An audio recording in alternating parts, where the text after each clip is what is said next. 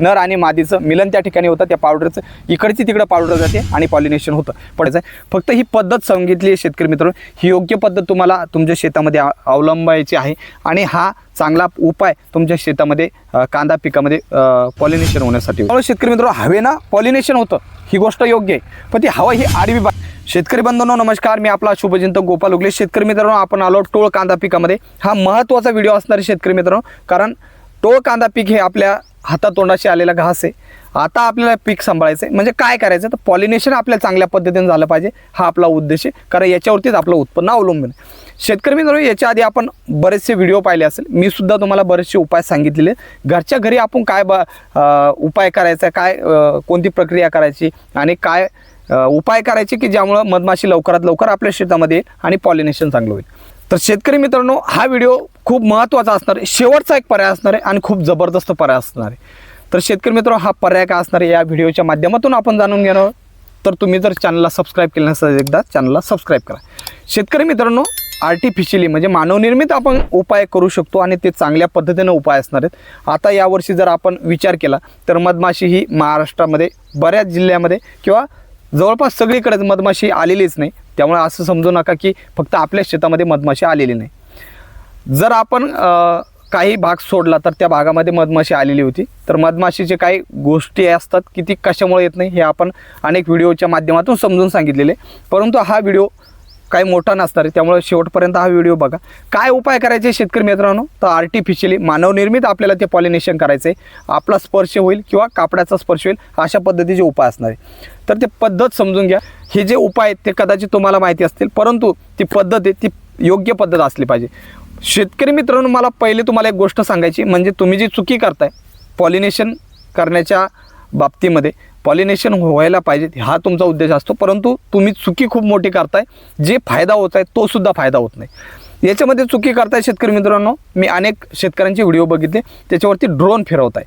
आता ड्रोन फिरवल्यामुळं काय होणार शेतकरी मित्रांनो, जो फायदा व्हायचा तो होणार नाही. मी का म्हणतोय, ज्यावेळेस ड्रोनची हवा लागणार शेतकरी मित्रांनो ती उभी हवा येणार आणि जे परागी कण असतात किंवा जे स्टिग्मा असतो तो मोडून खाली पडणार, म्हणजे याचा आपल्याला नुकसानच झालेलं दिसतं. त्यामुळे शेतकरी मित्रांनो हवेना पॉलिनेशन होतं ही गोष्ट योग्य आहे, पण ती हवा ही आडवी पाहिजे. कोणत्याही पिकामध्ये आडवी जर हवा असली तर पॉलिनेशन होतं. नर आणि मादीचं मिलन त्या ठिकाणी होतं, त्या पावडरचं इकडची तिकडं पावडर जाते आणि पॉलिनेशन होतं. पण ड्रोनची हवा ही उभी असते, त्यामुळे नुकसान त्या ठिकाणी होतं, फायदा होत नाही. त्यामुळे ड्रोन आपल्या शेतावरती फिरवायचा नाही. त्यामुळे उपाय काय करायचा शेतकरी मित्रांनो, एक उपाय सांगतोय तो म्हणजे आपण कापड फिरवू शकतो. दुसरा उपाय म्हणजे आपण हात फिरवू शकतो. आता हे दोन्ही पद्धत समजावून आपण घेऊया. आता कापड कसं फिरवायचं शेतकरी मित्रांनो, तर सुती कापड असलं पाहिजे. मग त्याच्यामध्ये धोतरही म्हणतो, धोतरही आपण फिरवू शकतो. तर शेतकरी मित्रांनो ज्यावेळेस आपल्याला धोतर फिरवायचं आहे, म्हणजे 4 ते 5 जण आपण धोतर व्यवस्थित चिरून व्यवस्थित कापून ते आपण 4 ते 5 तास घेऊन 2 जण ज्यावेळेस आपण इकडे जातो त्याच पद्धतीनं परत आपल्याला त्याच तासाने यायचं आहे. कारण काय शेतकरी मित्रांनो, ज्यावेळेस आपण इकडच्या ह्या बाजूनं जाणार त्यावेळेस ह्या फुलावरती ते कापड फिरेल. कदाचित जर एखादा फुल हुकलं, एखादा गोंडा हुकला, समजा हा गोंडा हुकला, तर परत येताना या गोंड्यावरती सुद्धा ते कापड फिरेल आणि इथं सुद्धा पॉलिनेशन होईल. त्यामुळे शेतकरी मित्रांनो तुम्ही जर या बाजूने गेलात तर त्याच बाजूने आपल्याला त्याच तासाने परत यायचं आहे. त्यामुळं चांगलं पॉलिनेशन होईल आणि हीच गोष्ट आपल्याला परत 4 दिवसांनी करायची. त्यानंतर शेतकरी मित्रांनो दुसरा उपाय काय तर हँड पॉलिनेशन करायचं. हाताच्या माध्यमातून आपल्याला पॉलिनेशन करायचं. आता तिची पद्धत समजून घेऊ.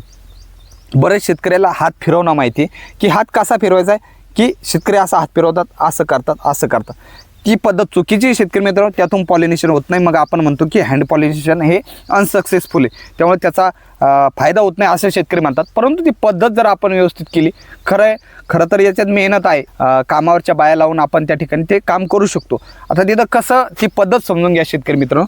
ती पद्धत अशा पद्धतीने आपल्याला करायचं आहे. अशा पद्धतीने त्याच्यावरती हात फिरवायचा, अलगद हात फिरवायचा आहे. खरं तर असं 2 वेळेस जर फिरवलं तर खूपच चांगलं, कारण जी पावडर आपल्या हाताला लागते ती सगळ्या बाजूनं जे मादी स्टिग्मा आहे त्याच्यावरती जाईल किंवा जे मादीवरती सुद्धा नराची पावडर जाईल. अशा पद्धतीनं ही पद्धत योग्य आहे. त्यामुळे शेतकरी मित्रांनो 2 पद्धती करायचे. एक गोष्ट म्हणजे आपल्याला धोतर म्हणजे सुती कापड त्याच्यावरती फिरवायचे. दुसरी पद्धत म्हणजे हँड पॉलिनेशन, हात फिरवायचा आहे. फक्त ही पद्धत सांगितली आहे शेतकरी मित्रांनो. ही योग्य पद्धत तुम्हाला तुमच्या शेतामध्ये अवलंबायची आहे आणि हा चांगला उपाय तुमच्या शेतामध्ये कांदा पिकामध्ये पॉलिनेशन होण्यासाठी होईल. त्यामुळे शेतकरी मित्रांनो, जर आपल्या चॅनलला सबस्क्राईब केलं नसेल तर एकदा चॅनलला सबस्क्राईब करा. धन्यवाद.